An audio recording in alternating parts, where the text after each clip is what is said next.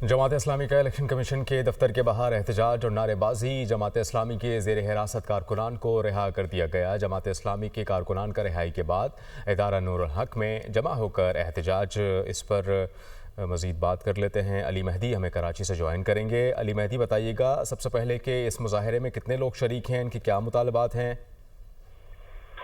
जी बिल्कुल, जमात इस्लामी की जानिब से आज इलेक्शन कमीशन सिंध के दफ्तर के बाहर प्रेस कॉन्फ्रेंस करके पुरअमन एहतजाज रिकॉर्ड कराने की कोशिश की गई थी, जिस पर इंतजामिया की जानिब से एक्शन लिया गया और जमात इस्लामी के रहनुमा और रुकन असम्बली समेत 19 कारकुनान को हिरासत में लिया गया था, जिन्हें बादअज़ा रिहा कर दिया गया। और उसके बाद जो है जमात इस्लामी के कारकुनान की जानिब से इदारे नूर हक में जमा होकर एहतजाज किया गया और अमीर कायम मकाम अमीर जमात इस्लामी कराची मुस्लिम परवेज साहब और दीगर जो मोहम्मद फारूक है रुकन असम्बली, उनकी जानिब से प्रेस कॉन्फ्रेंस की गई है और ये मामला आइंदा रोज जो है सिंध असम्बली के फोरम पे भी उठाने का ऐलान किया गया। 14 फरवरी को सिंध असम्बली के बाहर जो है भरपूर धरना एहतजाज का फैसला बरकरार। आप हमें अपडेट कर रहे थे इस मुजाहरे से मुताल्लिक, आपका बहुत शुक्रिया।